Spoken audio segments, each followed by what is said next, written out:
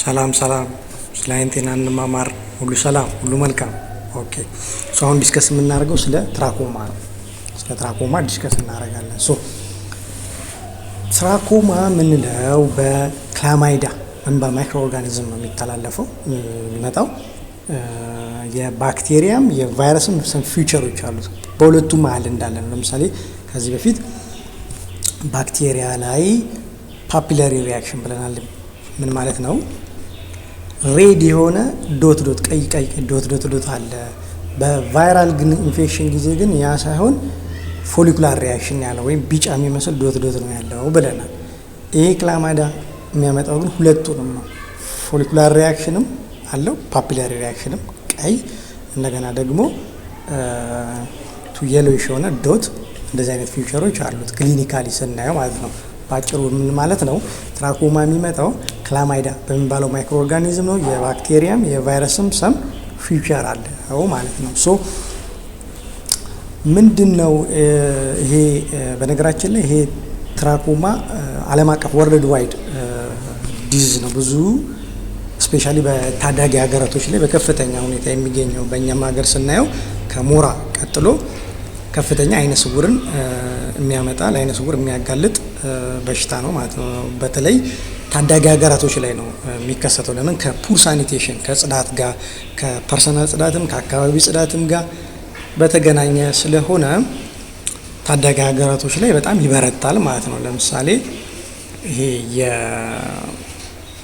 የሳኒቴሽን ላይ የላትሪን ወይም ደግሞ የመጸዳጃ ቤት አገልግሎት በደንብ በጥራት የሌለበት ቦታ ላይ ይስፋፋል። ኦቨርክራውዲንግ መጨናነቅ ያለበት ቦታ ላይ ይስፋፋል። ለምን? መተላለፊያ መንገዶችን ስናይ አንደኛ በዳይሬክት ኮንታክት ነው። ከትራኮማ ካለበት ሰው የአይ ሴክሬሽን ወደ ሌላ በሚሄድበት ጊዜ ይተላለፋል ማለት። ሌላው ደግሞ ታውል፣ ፎጣዎች፣ ትራስ ምናምን እንደዚህ የተጠቁ ሰዎችን የሚጠቀሙበት ነገሮች በምንጠቀም ጊዜ የመተላለፍ እድሉ ከፍ ያለ ነው። ሌላው ደግሞ ይህን ትራንስፈር የምታደርግ ቬክተር አለች፣ ሙስካ ሰርቨንስ የምትባል ፍላይ ዝንብ ማለት ነው።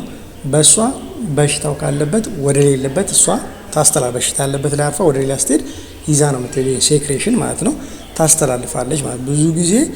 ለዛ ነው ቅድም እንዳልኳችሁ ጥሩ መጸደጃ ቤት ያለው ዌስት ዲስፖዛል ፍሳሽ ማስወገጃ በደንብ የተደራጀ ያለበት አካባቢ ላይ እቺ ፍላይ የመራባት እድሏ ስለሚቀንስ ከሰው ወደ ሰው አታስተላልፍም ማለት ነው። ስለዚህ ጽዳት ያለበት አካባቢ ላይ ይሄ በሽታ የመተላለፍ እድሉ የቀነሰ ነው የሚሆነው ማለት። ስለዚህ በምን እንደሚመጣ አይተናል። መተላለፊያ መንገዶቹንም አየን ማለት ነው። ክሊኒካሊ ምን አይነት ሲምፕተም ነው የሚያሳዩ ምልክቶች? የመቅላት ስሜት፣ ፎሬን ቦዲ ሴንሴሽን፣ ባዕድ ነገር የገባ ይመስላል። እንደገና ዲስቻርጁ ውሃ የሆነ ዲስቻርጅ ይወጣል። እንደገና ደግሞ ከሱ በተጨማሪ ሌላ ባክቴሪያ ኢንፌክሽን ካለው ደግሞ ባክቴሪያ ኢንፌክሽን ሲኖር ከዚህ በፊት ተነጋግረናል። የሚያወጣው ፈሳሽ ቢጫ ወይም ደግሞ ወደ ዋይቲሽ ከለር ያለው ነው።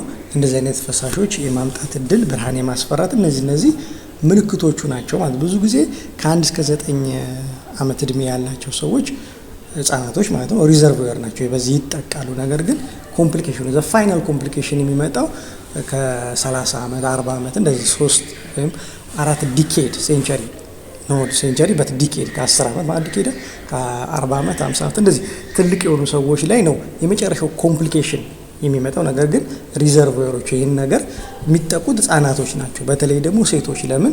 ከህጻናት አካባቢ ጋር ከወንድ ልጅ የበለጠ አብረው የሚሉ ሴቶች ስለሆኑ ሴት እህቶቻችንና እናቶቻችን ብዙ ጊዜ በዚህ በሽታ የመጠቃት እድል አላቸው። ስለዚህ ጽዳቱ ደከም ያለ አካባቢ ላይ ወደ ገጠሪቷ ክፍል ላይ በጣም አስቸጋሪና ከፍተኛ አይነ ስውርን የሚያጋልጥ ዲዚዝ ነው ማለት ነው። ደብሊውኤችኦ ማለት የዓለም የጤና ድርጅት ይህን ዲዚዝ በ5 ክሊኒካሊ ከፍሎ አስቀምጦታል። ለምሳሌ እዚህ ጋር የምታዩት ይሄኛው ፊውቸር የመጀመሪያው ፊውቸር ትራኮማተስ ፎሊክል የሚባለው እነዚህ ቢጫ የሚመስሉ ዶት ያላቸው ብለን ከዚህ በፊት የተናገረው እነዚህን ካየን የመጀመሪያው ስቴጅ ነው። 5 እና ከዛ በላይ ሲሆኑ እያንዳንዳቸው እንዲህ በቲክነስ በ0.5 በመሀል ቲክነስ እንደዚህ ስናያቸው ርዝማናቸው 0.5 ሚሊ ሜትር እና ከዛ በላይ የሆኑ 5 ካገኘን ትራኮማተስ ፎሊክ ነው አንድ የመጀመሪያው ስቴጅ ነው ብለን እንላለን ይላል። እንደገና ይሄ ደግሞ ትራኮማተስ ኢንቴንስ ይባላል። ማለት የውስጠኛው የምታዩት ይሄ ቨዝ ላይ ያያችሁ ይሄን 50% እና ከዛ በላይ የሚሸፍን ቲክኒ ሲወፍር እንደዚህ ሲወፍር ቲአይ እንለዋለን። ትራኮማተስ ኢንቴንስ ይባላል። ይሄ ደግሞ ስካር ጠባሳ ትራኮማተስ ስካርም ነው። እንደዚህ አይነት ነጭ የሚታይ ጠባሳ ሲኖር ሶስተኛው ስቴጅ ነው። ይሄ ጠባሳ ሽሪንክ ሲያደርግ ሊዱ ተገልብጦ ወደ ውስጥ ይገባል። አያችሁት? ጸጉሩ ብሌኑን ይከረክረዋል ማለት ቢያንስ አንድ ጸጉር ከገባ ወይም ሂስትሪ ኦፍ ኦፕሬሽን ከዚህ ተነቅያለሁ ካሉ አራተኛው ስቴጅ ነው ማለት። ስለዚህ ይሄ ጸጉር ገብቶ እንዴት ነው አይነ ስውር የሚያመጣው? እዚህ ጋር ያያችሁት ብሌኑን ይፈቀፍቀውና አልሰር የሚባል ነገር ያመጣል። ያ አልሰር ደግሞ ወደ ጠባሳ የብሌን ጠባሳ ያመጣል። ወደ አይነ ስውርነት የመጋለጥ እድሉ እንደዚህ ነው የሚሆነው ማለት ነው። ስለዚህ ምንድነው ብዙ ጊዜ እንዳልኳችሁ እነዚህ ሰዎች ጸጉር ይሄ ይነቅላሉ። በቃ ስለሚያስቸግራችሁ እየገባ ስለሚቆራቆር ጸጉሩን በጉጠት ይነቅሉታል። ሲነቅሉት በ3 ሳምንት በኋላ ድጋሚ ጸጉሩ ይበቅላል። ሲበቅል ግን ሻርፕ ኤንድ ስትሮንግ ሆኖ በጣም ጎጂ ሆኖ ነው የሚበቅለው። ስለዚህ ጸጉር መንቀል ኢፕሌሽን ጊዜያዊ መፍትሄ ነው እንጂ ዋናው ነገር እዚህ አካባቢ ሲሆን አክቲቭ ትራኮማ ይባላል። ሴክሬሽን አለው፣ ባለው ሬድነስ እነዚህ ሲሆን መድኃኒት ያስፈልገዋል፣ ህክምናው ማለት ነው። አንቲባዮቲክ እንሰጣለን። አዚትሮማይሲን የሚባል አንድ የሚዋጥ እሱ ወሳኝ እንሰጣለን። ሌላ ደግሞ ቢአይዲ ጠዋትና ማታ ቲቲሲ ቴትራሳይክሊን ኦይንትመንት ለ6 ሳምንት ክሊኒክ ውስጥ እንሰጣለን ማለት ነው። አክቲቭ ትራኮማ ሲሆን ማለት ነው። ግን ሴፍ ስትራቴጂ ይባላል። በቃ ትሪትመንት ጋይድ ላይ ነው ደብሊውኤችኦ ያወጣልን ሴፍ ስትራቴጂ ይባላል። ኤስ ሰርጀሪ፣ ኤስ ስታንድ ፎር ሰርጀሪ። ለዚህ ጸጉር ወደ ውስጥ ስለገባ በሰርጀሪ ማቃናት ማለት ነው። ኤ የሚባለው ደግሞ አንቲባዮቲክ ነው። አንቲባዮቲክ ለዚህ አክቲቭ ትራኮማ እንደዚህ አይነት ቅድም እንዳልኳችሁ ሴክሬሽን ላለው ሬድነስ እነዚህ ላለው አክቲቭ ትራኮማ መድኃኒት በመስጠት እንዲስተካከል እናደርግ። ቅድም ያልኳችሁ አዚትሮማይሲን ኤንቲቲሲ ማለት ነው።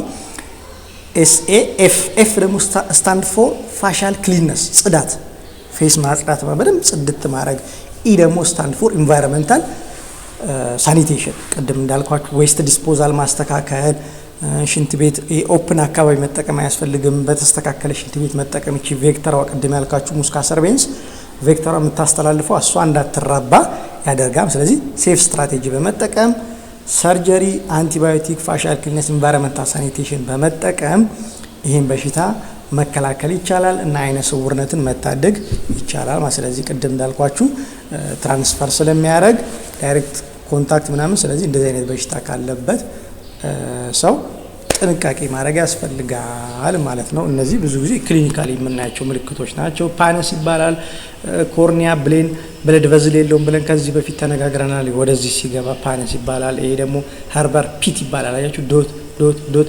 ይሄ ማለት ከዚህ በፊት አክቲቭ ትራኮማ ነበረበት ሂል አድርጎ እንደ ጠባሳ ጣል አድርጎ ያለፈበት ነው። ይሄ ወደፊት ኮምፕሊኬሽን ሊያመጣ ይችላል ማለት ነው።